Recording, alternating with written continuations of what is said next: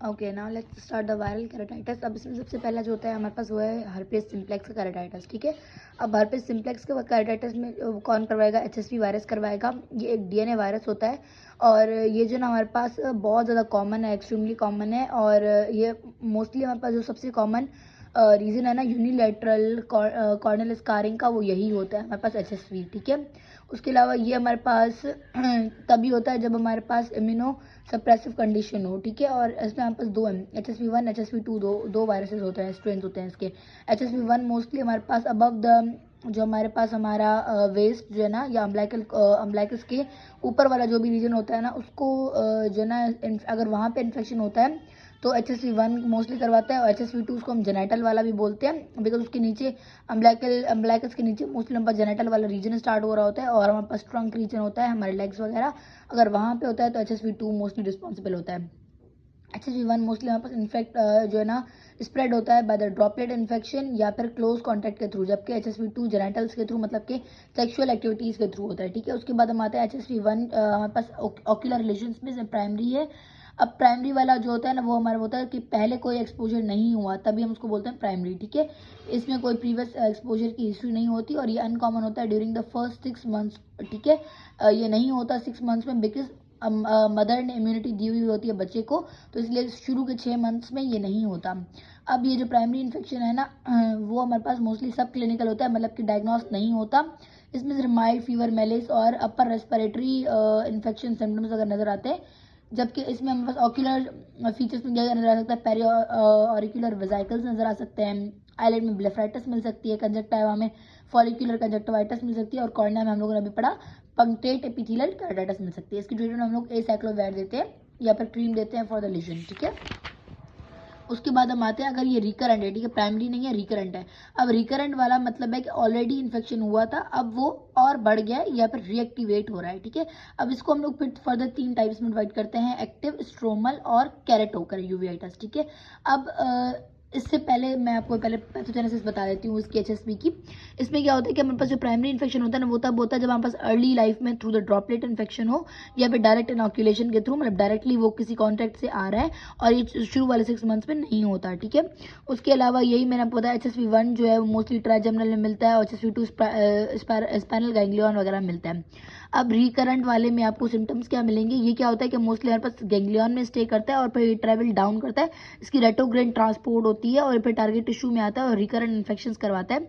Poor general health, exposure to the UV rays, fever, psychiatric disturbance और use of the steroids की वजह से ये होता है। बिकॉज इसमें क्या होता है कि स्टेरॉइड्स, ये सारी वो कंडीशन है जिसकी वजह से इम्यूनो सप्रेशन होती है, ठीक है। तो उन कंडीशंस में ये रिकरेंट HSV केराटिटिस करा सकता है। अब इसमें सबसे पहले जो है, मैंने आपको बताया कि एक्टिव एपिथेलियल केराटिटिस। अब एक्टिव एपिथेलियल केराटिटिस में क्या है? 2 तरह के हो सकते हैं, एक है डेंड्राइटिक, दूसरा जियोग्राफिकल। जियोग्राफिकल में कुछ और नहीं है, बस ये कि ये इसकी जो है ना डेंड्राइटिक वाले की डिफ्यूज या एक सीवियर फॉर्म हम लोग बोल सकते हैं, उसको बोलते हैं, ठीक है। तो अब हम इस पे आते हैं, एक्यूट एपिथेलियल केराटिटिस या फिर उसको डेंड्राइटिक अल्सर या जियोग्राफिकल अल्सर। जियोग्राफिकल का ही दूसरा नाम है अमेबॉइड अल्सर, ठीक है। अब हम इसको आते हैं कि जो है ना हमारे पास क्या होता है, ये हमारे पास दोनों टाइप ऑफ द HSV करवा सकता है। अब क्या होता है कि हमारे पास जो वायरस होता है ना, वो हमारे पास मोस्टली ट्राइजेमिनल गैंग्लियन में मिलता है, जो हमारे पास रिएक्टिवेट होता है, रेप्लिकेट करता है और फिर वहाँ से ये ट्रैवल डाउन करता है। वही जो मैंने आपको बात बताई, ये वायरस आके क्या करता है, कॉर्नियल एपिथेलियल सेल्स को डैमेज करने लगता है। और वो जो अर्ली लीजन होता है उसमें क्या होता है, हमारे पास एपिथेलियल ओपेसिटीज मिलती हैं जो हमारे पास आगे चल के एक लीनियर ब्रांचिंग पैटर्न बनाती हैं, ठीक है। उसके बाद क्या होता है कि डीस्क्वामेशन या डिस्ट्रक्शन होने लगती है एपिथेलियल सेल्स की, वहाँ से हटने लगते हैं और मरने लगते हैं, जिसकी वजह से क्या होता है, डेंड्राइटिक अल्सर होता है। और वो जो डेंड्राइटिक अल्सर होता है ना, वो आगे चल के प्रोग्रेस करता है और फिर वो जो एरिया है ना जहाँ पे अल्सर हुआ था, वो हमारे पास इनलार्ज करता करता और इरेग्युलर एक शेप ले लेता है, जिसको हम लोग बोलते हैं अमेबॉइड अल्सर या जियोग्राफिकल अल्सर बोलते हैं, ठीक है। तो पहले ये क्या था, पहले जो हमारे पास ये बना था डेंड्राइटिक, और फिर वो आगे जब बढ़ गया तो उसकी प्रोग्रेस्ड फॉर्म को हम लोग क्या बोलते हैं, अमेबॉइड अल्सर, ठीक है। अब इसमें सिम्टम्स क्या मिलेंगे? फॉरेन बॉडी सेंसेशन होगी, कुछ चुभ रहा होगा समझे आंखों में, और लैक्रिमेशन होगी, फोटोफोबिया, पेन, वही सारे फीचर्स होते हैं हमारे पास। डिक्रीज्ड विजन और कॉर्नियल सेंसिटिविटी इज रिड्यूस्ड। ये हमारे पास इस पैथोगोमोनिक या स्पेशल फॉर द HSV, ये आप लोगों को याद रखना है, कॉर्नियल सेंसिटिविटी इज रिड्यूस्ड, ठीक है। इसको आप भूलिएगा मत, ये हमारे पास बहुत बार रिपीट हुआ है। अब इसकी साइंस पे आते हैं तो सीलियरी कंजस्शन मिलेगी, कॉर्नियल सेंसिटिविटी डिक्रीज मिलेगी और कॉर्नियल स्टेनिंग में हमारे पास हम लोग उसको स्टेन करेंगे। अब स्टेन दो चीज़ों से कर सकते हैं, या तो फ्लोरेसेंस से या फिर रोज बंगाल स्टेन से। उसमें हम लोग जब करेंगे तो हमें डेंड्राइटिक या फिर ऐसे ब्रांचिंग पैटर्न मिल रहा होगा। उसके बाद हमारे पास जो डेंड्राइटिक अल्सर होता है ना, उसमें हमारे पास जो ब्रांचेस होती है ना, वो हमारे पास क्लब शेप की होती है।